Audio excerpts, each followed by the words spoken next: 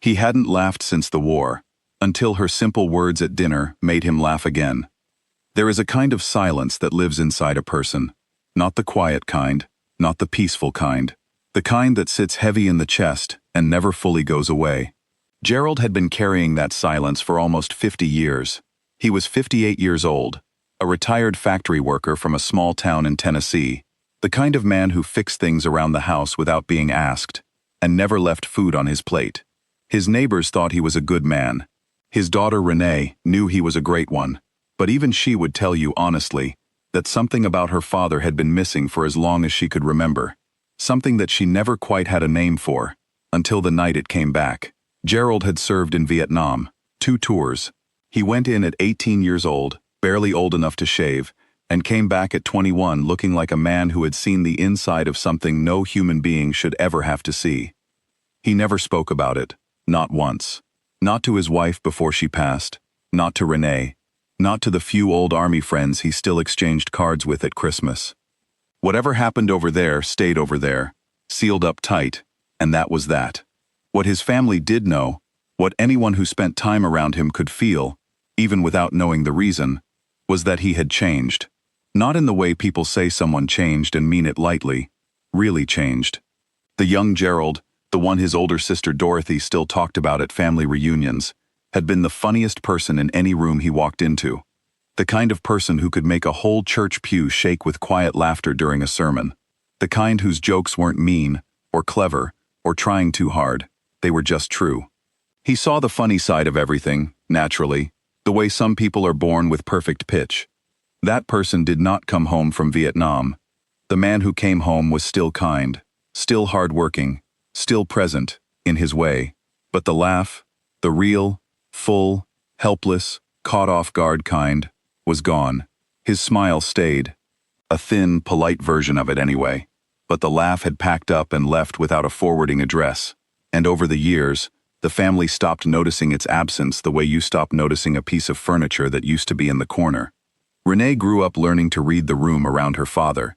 She learned which topics to avoid. She learned not to startle him. She learned that when his eyes went somewhere else mid-conversation, you just waited quietly until they came back. She loved him fiercely, in the way children love parents who are hard to reach, with more effort and more tenderness than they might have needed to, if things had been different. By the time she was in her late 30s and had her own family, she had stopped hoping her father would ever fully come back, not because she had given up on him, just because hope, held too long, starts to feel cruel. And then came Thanksgiving, 2019. It was an ordinary day, as Thanksgivings go. A little crowded, a little loud, the turkey slightly overcooked. Renee would admit this later, freely and without embarrassment. Her husband was in the living room with her older kids arguing about football. The good plates were on the table. The relatives who always came too early had, once again, come too early. Gerald sat at the far end of the table, the way he usually did. Not hiding exactly, just comfortable at the edge of things. He was eating steadily, nodding when someone spoke to him, passing dishes when asked. Perfectly pleasant, perfectly contained. Across from him, by accident of chair arrangement, sat Marigold. Marigold was 4 years old, and had not yet learned that there were things you simply did not say out loud.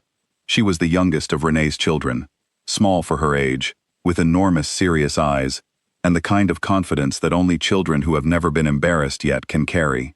She was working her way through a mountain of mashed potatoes with great concentration when she looked up, studied her grandfather's face for a long, unhurried moment, and said, in a completely calm, matter-of-fact voice, as though she were reading from a report, "Grandpa, your eyebrows look like 2 caterpillars fighting." Then she went back to her mashed potatoes. She was not trying to be funny. She had simply observed something and reported it, the way 4-year-olds do, without decoration or hesitation. She was already gone from the thought by the time it landed on the rest of the table. But it landed.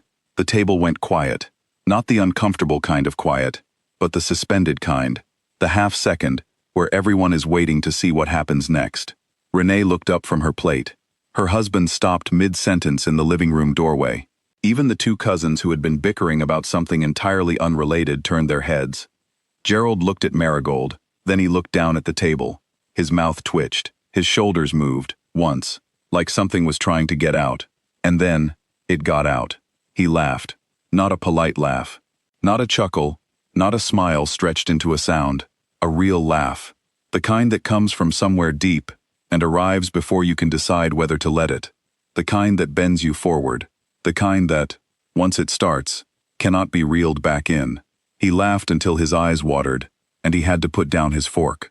He tried to collect himself and caught Marigold's eye, and she was looking at him with an expression of pure scientific interest, eyebrows raised, head slightly tilted, as if she was taking notes, and that made him laugh harder. "I am right, aren't I?" she said, very seriously. He couldn't even answer. He just nodded and laughed some more. Renee later said that she didn't recognize the sound at first. That's how long it had been. Her brain heard it and didn't immediately file it under her father. It took her a full few seconds to understand what she was listening to. And when she did, something happened in her chest that she described, privately, as a door opening in a room that she hadn't known was locked. Her husband slipped away from the doorway quietly. He went to the kitchen, stood at the sink, and cried a little. He didn't tell anyone about this for months, and when he finally did, he said it simply. He hadn't been able to help it. It had just hit him, all at once, what he was hearing. The rest of dinner carried on. The turkey was still overcooked. The cousins went back to their argument. Gerald eventually caught his breath, wiped his eyes with the back of his hand, and continued eating. But something in the air at that table had changed. There was a lightness to him that hadn't been there an hour before. He seemed, somehow, to take up a little more space. In the good way, the way people do when they relax, when they let a little of the tension go. After dinner, he sat with Marigold, while she colored at the coffee table. They didn't talk much. She narrated her drawing to him in pieces, and he watched with an expression Renee had never seen on her father's face in her entire adult life. She couldn't name it exactly. It was something like wonder. In the weeks and months that followed, something had quietly shifted. Not dramatically. Life is not a movie, and Gerald was still Gerald. Still quiet. Still carrying what he carried. Still not a man who talked about his feelings or made a show of anything. But the shift was real. He started calling Renee more. Just to talk. Nothing important. Just talk. He started asking to hear what Marigold was up to. What funny things she had said lately. He began arriving at Renee's house a little earlier than he used to, and staying a little later. One evening in February, while he and Renee were washing dishes together after a simple dinner, he told her a story. A story about a friend he'd had in the army. A good friend. Someone who had made him laugh constantly. Who had a gift for finding humor in the worst situations. It was the first time Gerald had ever voluntarily brought up anything from that period of his life. And he told it lightly, almost easily, the way you tell a story about someone you're fond of. Renee didn't say anything when he finished. She didn't make a big deal of it, didn't ask follow-up questions, didn't look at him with the careful expression she usually reserved for anything that came close to that territory. She just nodded, and smiled, and said the friend sounded like a good person. He was, Gerald said, and that was all, but it was something. A counselor Renee spoke to afterward told her something she kept coming back to, long after the conversation was over.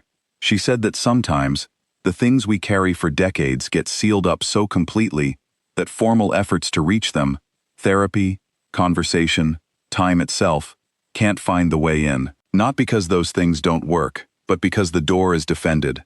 Because opening it feels like loss, or danger, or both at once.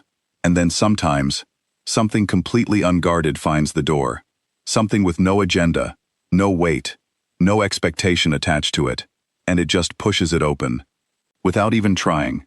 Marigold had not been trying. She had simply looked at her grandfather's face and said what she saw.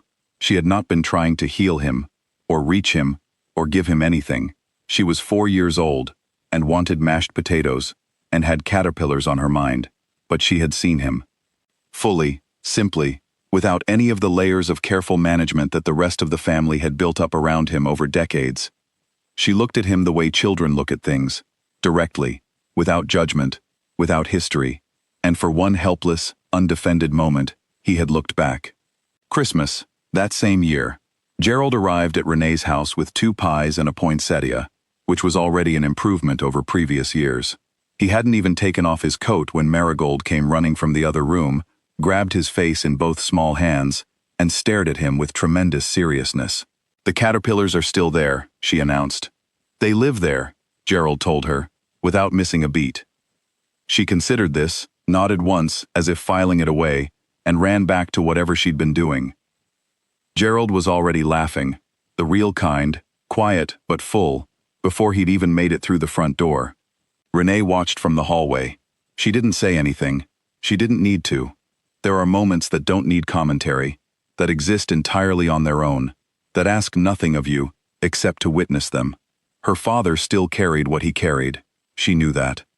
She was not naive enough to think that one dinner, one small child, one perfect sentence about eyebrows had undone 50 years of wait.